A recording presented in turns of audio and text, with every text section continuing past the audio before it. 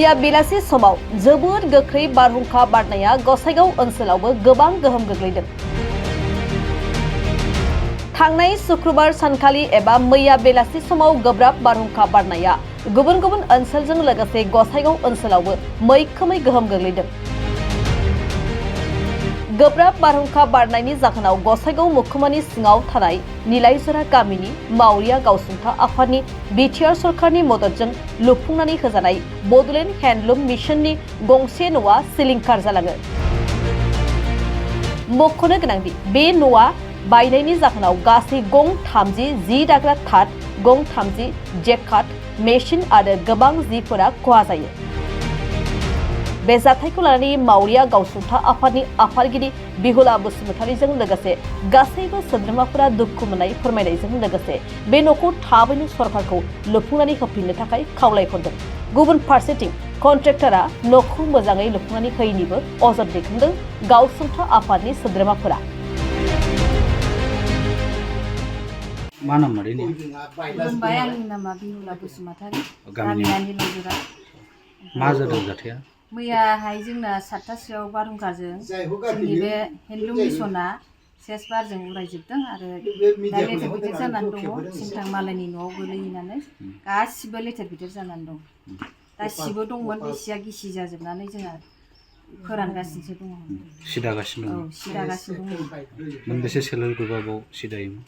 बेवहायथ' गोबाङैनो दङ सेल्फ हेल्प ग्रुपआ। जोंना बिअ'बो दङ नालाय। बिअ मोनसेयाव जोंना 10था ग्रुप थायो, ओमफ्राय दा बे 10थायावहाय जोङो माबाया 8थाया रानिं। सरकारि न'मोन बियो? सरकारि न', औ। बेसेबां बोसोर जाखोमोन बेखौ खालामनाया? नै बोसोरथामसोल' जादों। दा मा खावलायगोन नोंथांमोना सरकार? दा जोङो सरकारनिसिम बेखौनो खावलायनो सानो, दा जोंहाथ' दानो थाखाय सुबिदा नांगोन ना। साया गैया, सायख्लुम गैया, दाथ' नै एखेबारे जारला जानानै दं। आरो अखा बोथोर, दाथ' जोंनो थाबैनो न'खौ मोजां खालामना होयोबा जोङो मोजां मोनगोन आरोखि। माबायदि लुदोंमोन बे न'खौ नोंथांमोननि नुनायाव? न'खौथ' लुनायाव कन्ट्रेक्टरफोरनि आखाइसो जाहैबाय नालाय, बेहाय जों जेबो माबा खालामखायाखै आरो नायफादों जों एसे एनैया। मालाय गावसिनि बायदि लुनानै गालांबाय, माथो खालामबावनो। मोजां जादोंना जायाखैमोन? जोंथ' फसायाखैमोन न'खौ, ओमफ्राय जोङो जोंनि बायदि थिनायखौ बिसोर मानियाना, बेबायदि जादों आरो। बारहुंखा बारदोंब्लाबो नुनो मोनदों जों बिफां लाइफां बायाखै, खिन्थु बे न'आल' बायदों। औ, न'आल' बायदों। दा बेनो जानानै दं। बेसेबां मा खहा जादों? दा नै बे थिङाथ' गुरसिबो गैखाथारला, एकदमबारे लहा लहि बायजोबनाय, आरो हनै बे लिंथाराबो सेस बायजोबखानाय, आरो न'आ हनै मालायनि न'आव थाइजौ बिफाङाव गोलैहैनानैसो थाबथानानै दं। नङाबा बे न'आ न'खरनि मानसिया सेस जाजोबबायमोन। सिबो दङ? औ, आरो सियाबो सि दाफुनायावनो सेस सिजोबखाबाय अखाजोंनो। थाथसालाबो मोनसे मोननै नस्थ' जाजोबदों हनै। आरो जेकाट मेचिन दङ, बेबो अखा सिजोबबाय, गासिबो मोजां जानाय नंला दा। आरो हायाबोथ' हनै उरि गोजा, उरिजों नस्थ' जाजोबबाय फ्रेमफ्राबो। नुजेननायावनो जों बेबायदि नुनाङा। जेकाट मेचिन? जेकाट मेचिना 30थासोलै नस्थ' आरोखि सब बिदिया गासिबो जानाय बुस्थु। ANM GNM नार्सिं आरो पेरामेडिकेल कर्स लानो गोसो गुदुं सोलोंसाफोरनि थाखाय गोजोनथाव खौरां। अदालगुरियाव doctor BR Ambedkar allied health इन्स्टिट्यूटआ नोंथांमोननि थाखाय लानानै फैदों ANM GNM नार्सिं आरो गुबुन गुबुन मेडिकेल कर्सनि मोजां खाबु।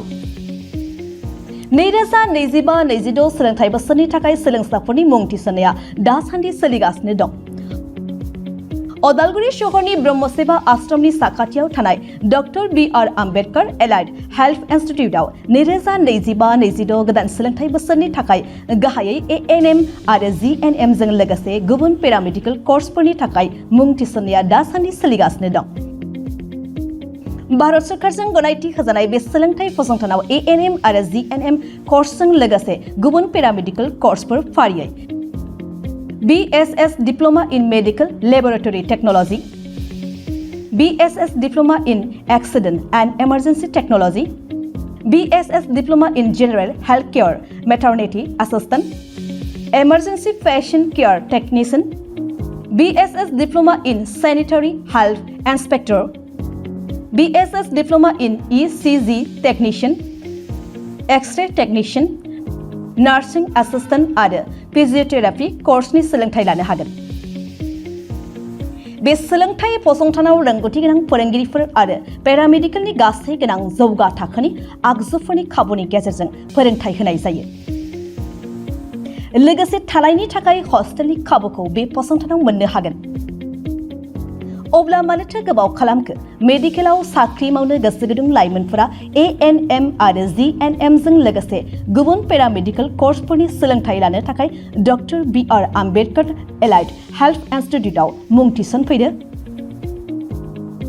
बांसिनै मिन्थिनो थाखाय स्क्रिनाव होनाय 9101299545 8473853 एबा 6900226441 मबाइल नम्बराव फोनांजाब खालामनो हागोन। नङाब्ला अदालगुरिनि DC कोर्ट रोड बैग्रिगुरि जोंसार क्लाब PD अफिसनि साखाथियाव थानाय B.R. आम्बेडकर एलाइड हेल्थ इन्स्टिट्यूटआव फैनानै थोंजों सोलाद लाफैनो हागोन।